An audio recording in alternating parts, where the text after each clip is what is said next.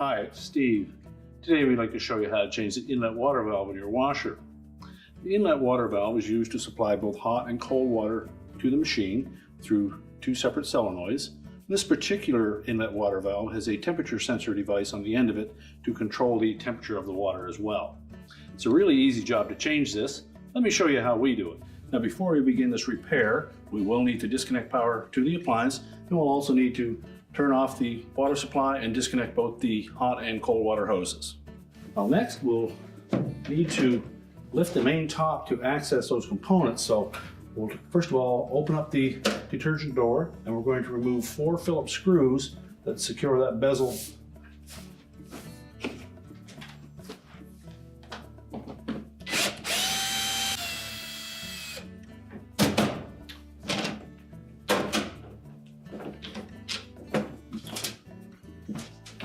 Once we remove those screws, we'll set that aside.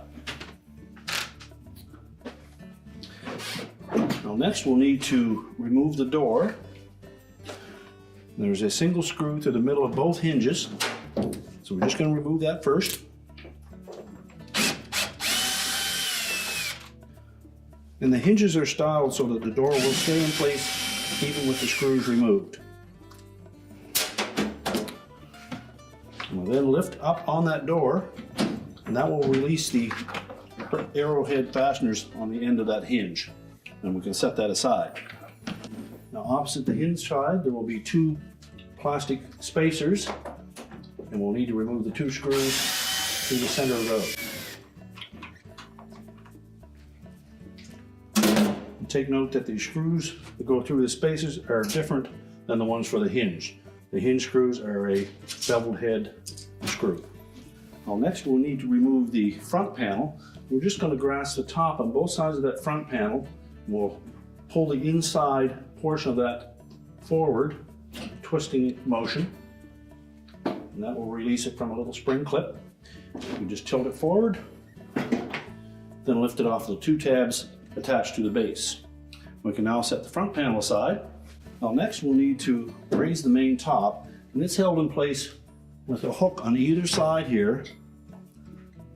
There's a screw that goes up through the top, and we'll need to remove those. And the screw is a 5/16 hex head.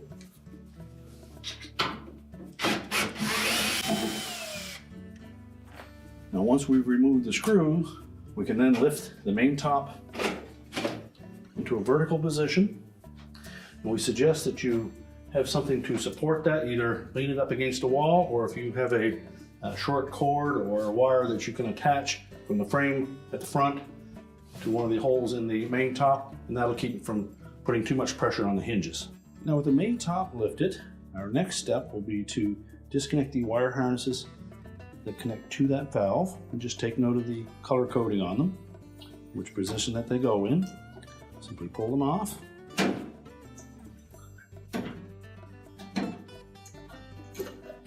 And then just move those out of the way. Now next we'll remove a single screw on this end of the valve, and that secures it to the mounting bracket.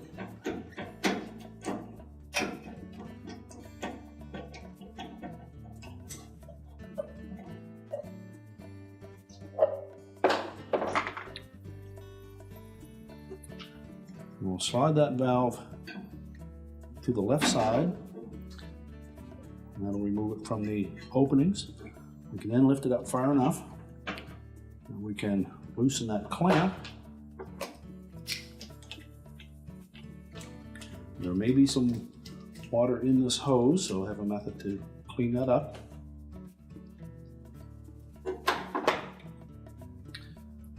Just slide the clamp down onto the hose, and then just twist it, break the bond, and then pull it completely off of the valve. We can discard the old valve.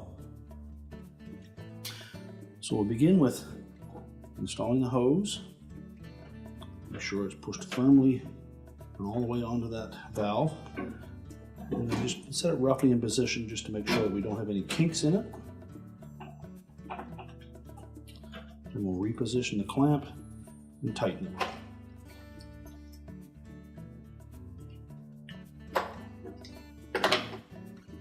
Now we'll fit the 2 inlets to the valve through the mounting bracket.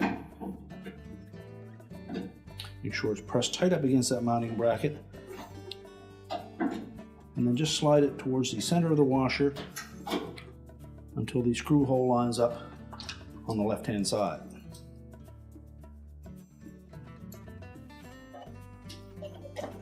Now we'll install that screw.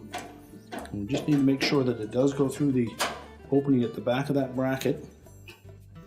In some models you may even find that that screw came in from the exterior of the bracket. And that will lock it in position. We'll then reconnect the harness wires.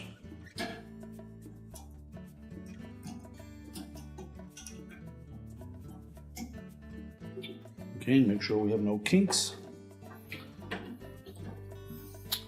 And now we can put the main top down. So next we'll just remove that temporary support that we had for the main top.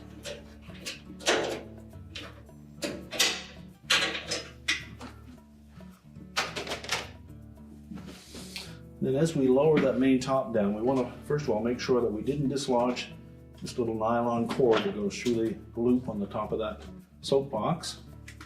And we'll also keep that harness pulled tight against it as we lower the top.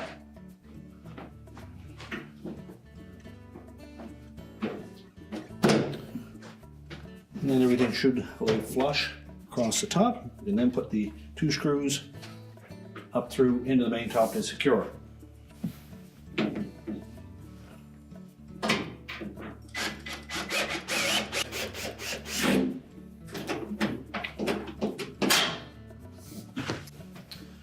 Next we'll put the front panel on.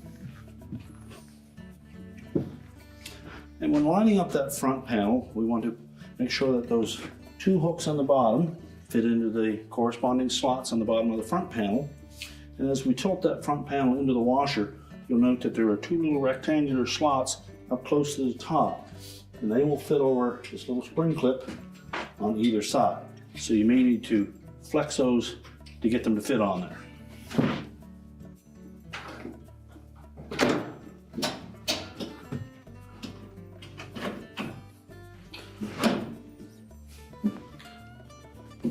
When properly installed, you should see an equal space on both sides where the hinge would fit. And once we have that in place, we can go ahead and put the 2 plastic spacers in with the corresponding screws.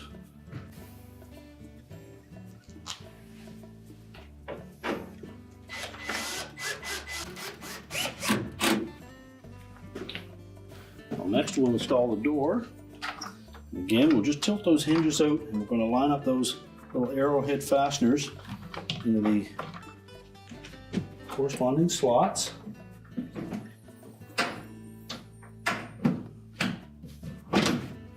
Just make sure they're in all the way, and as they drop down, they'll hook onto that frame in behind. And then all we have to do is secure it with the screws.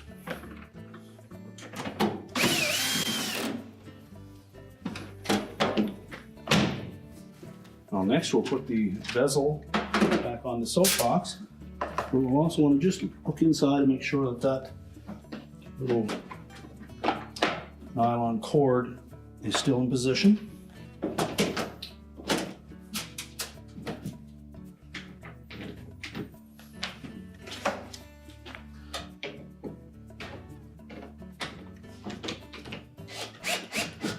You may have better luck putting the rear screws in first, and that will tend to pull that inner soapbox up flush to the bottom of the bezel. And then you can install the front ones.